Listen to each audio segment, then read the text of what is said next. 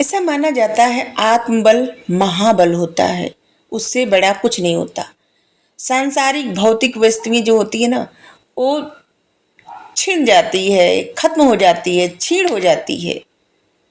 और यही बात विश्वामित्र को समझ में आई जब वो ऋषि वशिष्ठ के सामने युद्ध के लिए खड़े थे और ऋषि वशिष्ठ के पास अस्त्र शस्त्र कुछ नहीं थे, सिर्फ उनका आत्मबल था।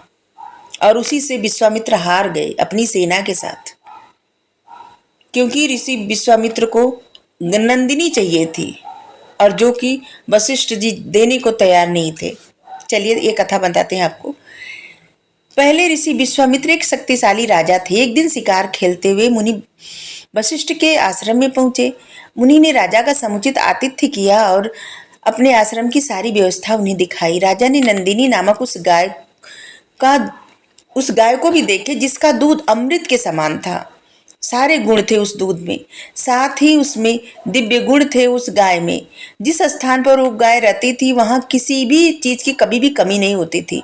सुंदरता में भी वो अद्वितीय ही थी। ऐसा माना जाता है प्राचीन काल में, पौराणिक काल में बहुत सारे युद्ध गाय की वजह से हुए, बहुत सारे युद्ध। राजा विश्वामित्र का मन इस गाय को लेने के लिए ललचाने लगा। उन्होंने अपनी इच्छा मुनि के सामने प्रकट की, पर उन्होंने मना कर दिया। राजा ने उन्हें बहुत समझाया, परंतु वो नहीं माने। उन्होंने बहुत से धन का भी लालच दिया, परंतु वशिष्ठ जी उस गाय को देने के लिए तैयार न हुए। इस पर विश्वामित्र को बड़ा क्रोध आ गया। उन्हें लगा कि मुनि उनका तिरस्कार कर रहे हैं। इस विचार से उनका अहंकार और क्रोध उबल आया। रोष में उनके नेत्र लाल हो गए। उन्होंने सिपाहियों को बुलाकर आज्ञा दी कि जबरदस्ती इस गाय को खोलकर ले चलो। कैसे नहीं मानेंगे। नौकर आज्ञा पा करके गाय को खोलने लगा। वशिष्ठ साधारण व्यक्ति न थे, महान तपस्वी थे, ऋषि थे। उन्होंने कुटी से बाहर निकल करके निर्भयता की दृष्टि से सबकी ओर देखे।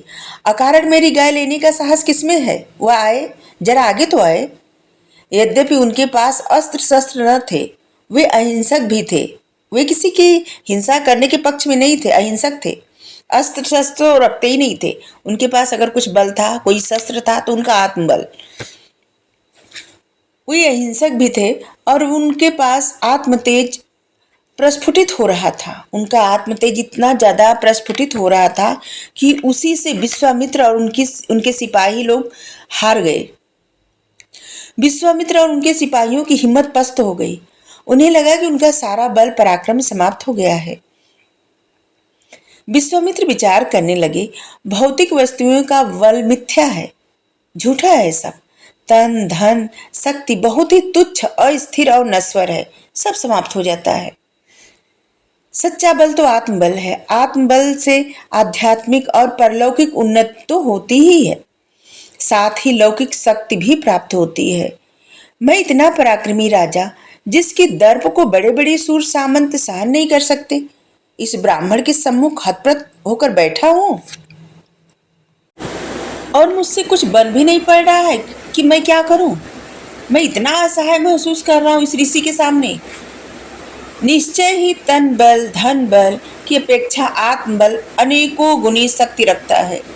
उन्होंने निश्चय कर लिया कि भविष्य में अब वे आत्म साधना करेंगे, ब्रह्म तेज को प्राप्त करेंगे। और अनायास ही उनके मुंह से निकल पड़ा, क्षत्रिय बल तुच्छ और बल में ब्रह्म तेज ही है। विश्वामित्र ने घोर तपस्या की और समय के अनुसार ब्रह्म तेज को प्राप्त करके ही दम लिया।